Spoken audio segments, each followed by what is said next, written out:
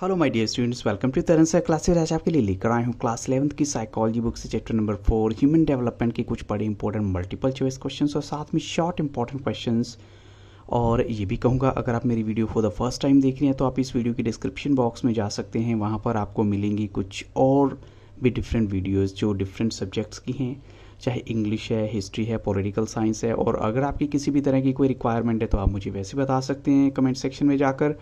और आप मुझे मेरी इंस्टाग्राम आईडी पर भी फॉलो कर सकते हैं, ये मेरी इंस्टाग्राम आईडी है। अब फर्स्ट क्वेश्चन है, one can determine heredity by. आप किसी भी हेरिडिटी, किसी की भी हेरिडिटी को कैसे डिटरमाइन कर सकते हैं? सेल्स, नेचर, न्यूरॉन्स या जीन से। तो यहाँ राइट आंसर क्या होना चाहिए? सो यहाँ राइट आंसर होगा yes of course option D, genes की हेल्प से आप किसी की हेरिडिटी को डिटरमाइन कर सकते हैं। आप चलते हैं क्वेश्चन नंबर 2 के लिए।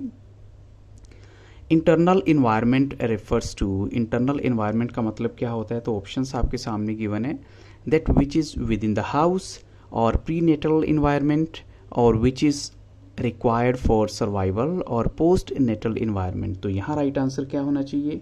तो ऑफकोर्स हम कहेंगे यहाँ पर जो इंटरनल इन्वायरमेंट की बात की गई वो एक्चुअल में प्री नेटल इन्वायरमेंट है। ऑप्शन बी यहाँ पर राइट आंसर है। अब चलते हैं क्वेश्चन नंबर 3 के लिए।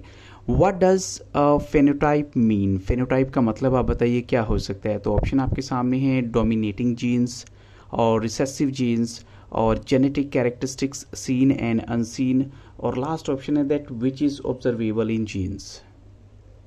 तो यहाँ पर फिनोटाइप का मतलब है that which is observable in genes, उसको हम कह सकते हैं राइट आंसर होगा यहाँ पर, जो फेनोटाइप का एग्जैक्ट मीनिंग हो सकता है यहाँ पर।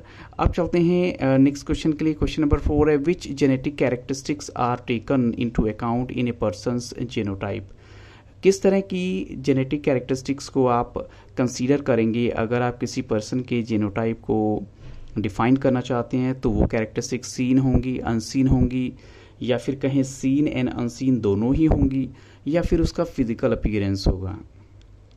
तो यहाँ पर हम कह सकते हैं जो राइट आंसर है वो है सीन और अनसीन दोनों की दोनों ही कंसीडर की जाएंगी। जो जेनेटिक एक्सरसाइज हैं यानी जेनेटिक कैरेक्टरिस्टिक्स हैं उनको आप कंसीडर करेंगे अगर आप किसी पर्सन के जीनोटाइप को उसकी जज करना चाहते हैं। तो ऑप्शन सी यहाँ पर राइट आंसर है। अब चलते हैं क्वेश्चन नंबर 5 के लिए। There are 2 eating disorders in adolescence. अब अगर एडोलसेंस की बात करें तो 2 तरह की जो इसमें 2 प्रकार के होते हैं जो ईटिंग डिसऑर्डर्स होते हैं, और इनकी खास बात क्या होती है कि अगर एक को आप बोलते हैं एनोरेक्सिया नर्वोसा, तो सेकंड क्या होगा? तो यहाँ पर एनोरेक्सिया नर्वोसा यानी एनोरेक्सिया का मतलब होता है लैक ऑफ एपिटाइट। एपिटाइट होती है भूख का ना लगना। तो सेकंड आपको यहाँ नाम बताना है। ऑप्शन आपके सामने है कोटोकॉडिस्टल या फिर प्रॉक्सीमोडिस्टल या फिर बुलिमिया, या लास्ट ऑप्शन है नन ऑफ दीज। तो यहाँ राइट आंसर क्या होगा? तो यहाँ पर जो राइट आंसर है वो है यस ऑफ कोर्स वो बुलिमिया है। ऑप्शन सी करेक्ट आंसर है। और ये भी नोट करने वाली बात है कि ये जो हैं डिसऑर्डर्स हैं ये कॉमनली फाउंड यानी कहाँ मिलते हैं आपको? अर्बन फैमिलीज़ में, वो भी पर्टिकुलरली फीमेल्स के अंदर ये ज़्यादा होता है, क्योंकि उनको होता है कि उनको अपनी आपको फिट रखना है या कुछ भी ऐसा वो कर लेती हैं जिसकी वजह से क्या होता है उनकी ये डिसऑर्डर्स उनमें डेवलप हो जाते हैं। अब चलते हैं क्वेश्चन नंबर 6 के लिए। Routing reflex includes turning the. Routing reflex यानी जो इन्फेंट्स में होती है वो उसका मतलब क्या होता है? Turning the. किस चीज़ को टर्न करना? आइज़ को, टंग को, या हेड को, या फिर लास्ट ऑप्शन है नोज़। तो यहाँ पर राइट आंसर है rooting reflex includes turning the head. Option C correct answer है। क्वेश्चन नंबर 7 है, the upper part of the body develops earlier than the lower part is termed as. अगर upper part of the body develop हो जाता है earlier than the lower part, तो इसको क्या नाम दिया जाएगा? तो ऑप्शन आपके सामने गिवन है और राइट आंसर क्या होना चाहिए? सो यहाँ पर हम कहेंगे जो राइट आंसर है वो है यस ऑफ कोर्स वो है सिफेलोकॉडल। ऑप्शन सी फिर से यहाँ पर राइट आंसर है। जो अपर पार्ट बॉडी का डेवलप होता है पहले as compared to the lower part, तो उसको हम बोलते हैं cephalocaudal. Option C right answer है। क्वेश्चन नंबर 8 है, which one of the following is a Moro reflex? इनमें से मोरो रिफ्लेक्स कौन सा हो सकता है? तो ऑप्शन है सकिंग, रूटिंग, टर्निंग हेड, या फिर लास्ट ऑप्शन है a response to the sudden sensation of falling. तो यस, यहाँ पर हम कहेंगे जो मोरो रिफ्लेक्स है वो एक्चुअल में क्या है, एक रिस्पॉन्स है इन्फेंट का to a sudden sensation of falling, यानी वो बच्चे को ऐसा लगता है कि शायद वो गिरने वाला है, तो एकदम से वो अपने हाथ जो है ग्रैस्प कर लेता है कि कुछ पकड़ने के लिए। तो यहाँ पर ऑप्शन डी राइट आंसर है। अब चलते हैं क्वेश्चन नंबर 9 के लिए। In Piaget's classification system the child learns language and the logic of classification in numbers during which period. अब वो किस पीरियड में, पाजेट के अकॉर्डिंग किस पीरियड में जो एक बच्चा जो है वो लैंग्वेज या लॉजिक ऑफ क्लासिफिकेशन सीखता है? तो ऑप्शन आपके सामने है, वो कौन सा टाइम पीरियड होता है? सेंसोरी मोटर या लिटेंसी या फॉर्मल ऑपरेशंस या कंक्रीट ऑपरेशंस। तो यहाँ राइट आंसर क्या होगा? यस ऑफ कोर्स वो टाइम पीरियड होता है कंक्रीट ऑपरेशंस वाला, ऑप्शन डी यहाँ पर राइट आंसर है। ऐसे ही चलते हैं क्वेश्चन 10 के लिए। Kohlberg's moral development stages are closely related to, उसकी जो मोरल डेवलपमेंट स्टेजेज हैं वो किस रिलेट करती हैं? तो ऑप्शन आपके सामने है Freud's psychosexual stages, Piaget's cognitive development stages, Erikson psychological stages या सुलिवंस इंटरपर्सनल स्टेजेस। तो यहाँ राइट आंसर क्या होगा? यहाँ पर right answer yes of course वो है ऑप्शन बी, वो है पाजेट्स कॉग्निटिव डेवलपमेंट स्टेजेस जो है वो राइट आंसर है। क्वेश्चन नंबर 11 है Piaget called the period of infancy as, उन्होंने इन्फेंसी के पीरियड को क्या माना है? तो ऑप्शन आपके सामने है formal operational stage, pre operational stage, concrete operational stage या फिर सेंसोरी मोटर स्टेज। तो यहाँ राइट आंसर क्या होगा? यस, उन्होंने बोला है इसको sensory motor stage, option D right answer है। क्वेश्चन नंबर 12 देखिए। Later childhood from the age of about 6 और 7 years has been called the. अब देखिए जो लेटर चाइल्डहुड पीरियड है वो 6 और 7 ईयर्स, उसको क्या नाम दिया गया है? तो ऑप्शन आपके सामने है और राइट आंसर क्या होना चाहिए? तो यहाँ पर जो बिल्कुल राइट आंसर वो क्या है? Yes of course concrete operational stage उसको बोला गया। अब चलते हैं क्वेश्चन नंबर 13 के लिए। What did Piaget call his approach, Piaget ने अपनी अप्रोच को क्या नाम दिया है? तो ऑप्शन आपके सामने है जेनेटिक एपिस्टेमोलॉजी, इक्विलिब्रेशन और स्कीमा और अकोमोडेशन। तो यहाँ पर हम कहेंगे उन्होंने चीज़ को नाम दिया है वो है of course option a genetic epistemology उन्होंने बोला है। सो जीन्स वर्क इन, जीन्स कहाँ काम करते हैं? ग्रुप्स, पेयर्स, ट्रेट्स ओनली या एडल्ट्स ओनली। तो जीन्स जो है वो कहाँ काम करेंगे? यस ऑफ कोर्स पेयर्स में काम करते हैं। क्वेश्चन नंबर 15 है the present finding is that both dash contribute jointly to the determination of behaviour. अब यहाँ पर दो चीज़ें हैं वो कॉन्ट्रीब्यूट करती हैं jointly to the determination of behaviour, तो ये प्रेजेंट फाइंडिंग के अकॉर्डिंग बताया गया। तो क्या चीज़ें हैं वो दो? तो यहाँ पर वो जो राइट आंसर वो है yes of course heredity and environment, option D यहाँ पर करेक्ट आंसर है।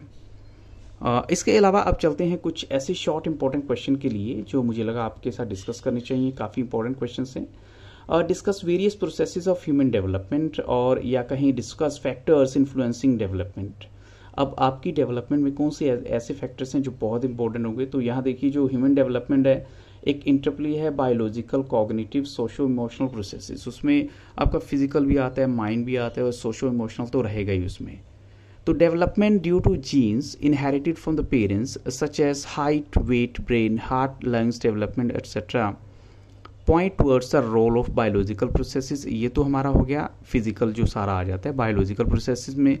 इसके अलावा चलते हैं the role of cognitive processes in the development, ये किसको रिलेट करेगा? टू द मेंटल एक्टिविटीज़, जो किससे एसोसिएट करेंगे? With the process of knowing and experiencing such as thought, perception, attention, problem solving. यानी वो बच्चा जो है कैसा है प्रॉब्लम को सॉल्व करने में, उसकी अटेंशन कैसी है, परसेप्शन कैसी है, हर चीज़ को कैसे परसीव करता है, एक्सेप्ट करता है, वो हमारा आ जाता है कॉग्निटिव प्रोसेस में।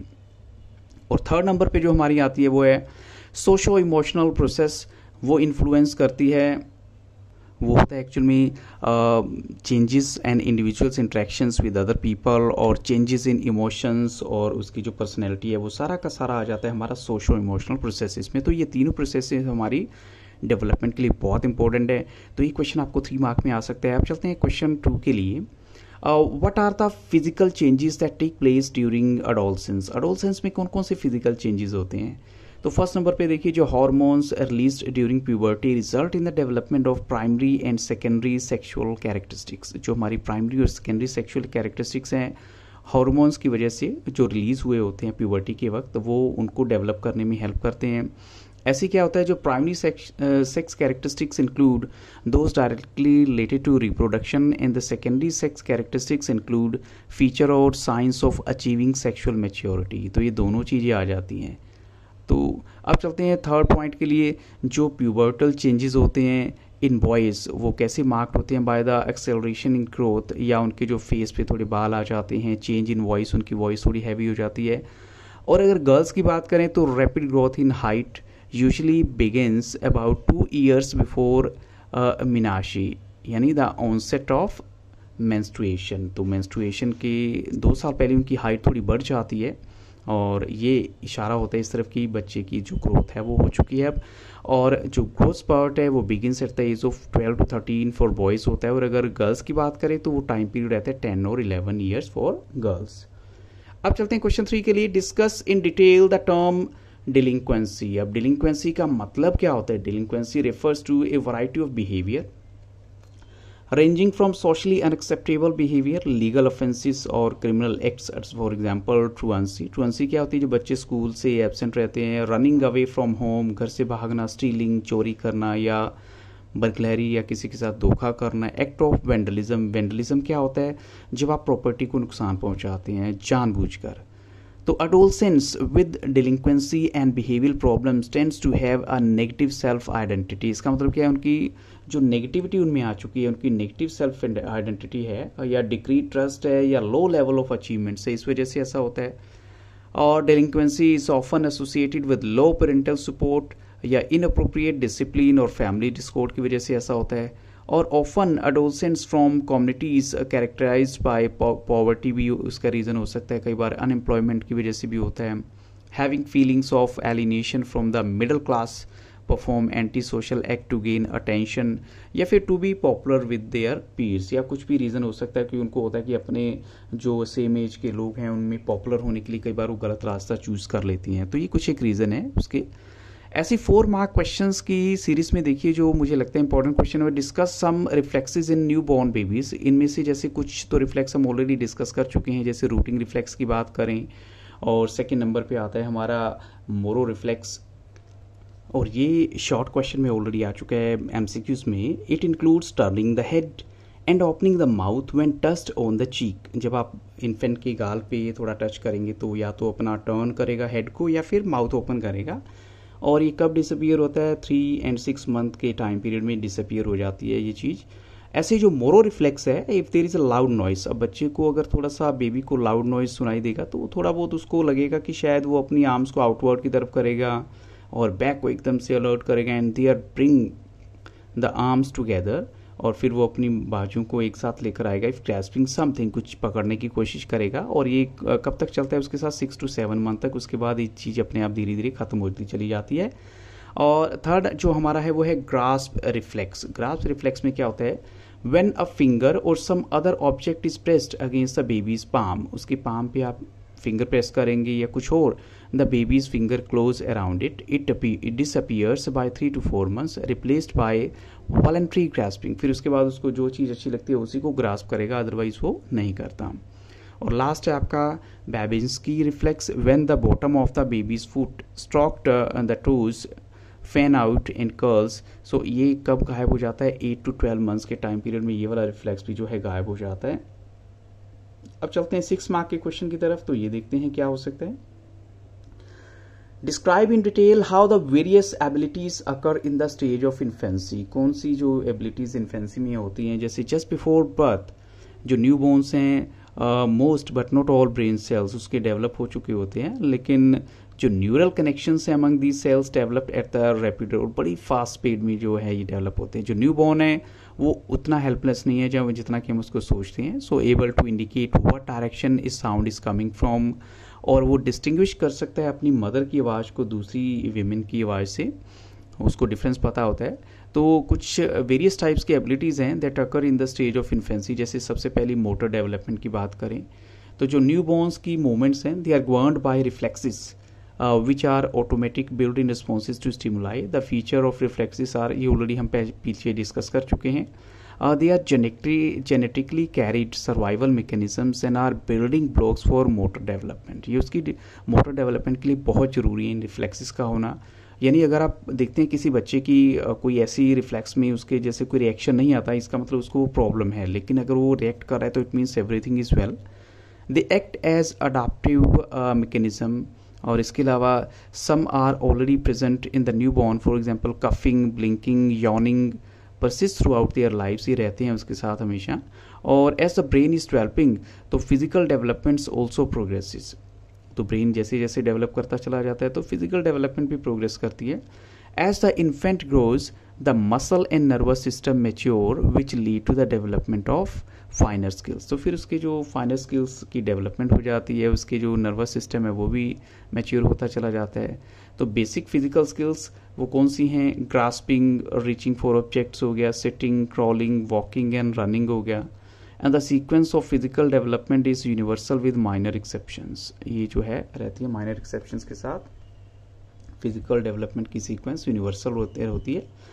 अब अगर मोटर एक्टिविटी की बात देखें, सेंसरी एबिलिटीज जो हैं, तो यहाँ देखिए जो न्यू बॉर्न है they prefer to look at some particular stimuli rather than such as faces, यानी आप उनके सामने न्यू बॉर्न के सामने जाएंगे तो कुछ अलग से आप करके देखिए instead of showing the faces, क्योंकि क्या उसके रीज़न होते हैं कि जो बच्चे का विजन है वो भी थोड़ा सा कम होता है as compare to adult vision.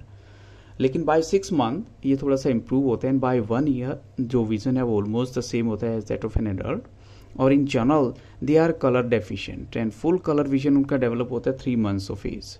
और इसके अलावा अगर देखिए infants can hear immediately after birth, ये उनकी खास बात होती है। और new born responds to touch and they can even feel pain. Smell और taste capacities are also present in the new born. ऐसी कॉग्निटिव डेवलपमेंट की बात करें तो Jean Piaget stress that children actively construct their understanding of the world, वो जल्दी सी वो कर लेते हैं, दुनिया को समझ लेते हैं। So each stage is characterised by distinct way of thinking and is age related. The child during infancy, that is the first 2 years of his life, experiences the world through senses and interactions with objects through looking, hearing, touching, grasping, etc. Or according to Piaget, children at this stage do not go beyond their immediately sensory experiences, that is lack object permanence, means the awareness that the objects continue to exist when not perceived। ये कुछ एक चीज़ें ऐसी होती हैं जो धीरे धीरे उनको समझ में आती हैं। और vocalization begins with the infants bubbling sometimes between 3 to 6 months of age। ये होता है थोड़ा थोड़ा जो बच्चा साउंड देना शुरू कर देता है, मीन्स कुछ वर्ड्स तो नहीं, हल्की हल्की आवाज़ जो है उससे पहले वो कुछ भी ज़्यादा रिएक्ट नहीं करता। इसके अलावा सोशो इमोशनल डेवलपमेंट में क्या होता है, an infant starts preferring familiar faces, और जो उसको हर रोज दिखाई देते हैं उनको प्रेफर करना स्टार्ट करता है। Response to parents presence by cooing and gargling, थोड़ी कूलिंग या गर्गलिंग करता है वो। So when frightened by a new face और when separated from their mother they cry और show distress. The close emotional bond of affection जो इन दोनों के बीच में यानी पेरेंट्स के बीच में और बच्चे के बीच डेवलप होता है उसको अटैचमेंट कहते हैं। और जो यंग चिल्ड्रन है they have a long attachment to a favourite toy और ब्लैंकेट। तो ये कुछ इंपॉर्टेंट क्वेश्चन थे जो मैंने आपके साथ डिस्कस किए हैं। अगर आप चाहते हैं कि आपको कोई इनका मटेरियल मिले, इनफैक्ट आप इनके स्क्रीनशॉट भी ले सकते हैं। सो फिर भी किसी तरह की कोई रिक्वायरमेंट है तो आप ज़रूर बताइएगा, मैं आपकी हर पॉसिबल हेल्प करूँगा। सो मेरी चैनल की जो प्लेलिस्ट सेक्शन में जाइए, वहाँ पर आपको इंग्लिश, हिस्ट्री, पॉलिटिकल साइंस का डाटा भी मिल जाएगा, तो फिजिकल एजुकेशन का भी डाटा अवेलेबल है। So thank you very much and have very nice day.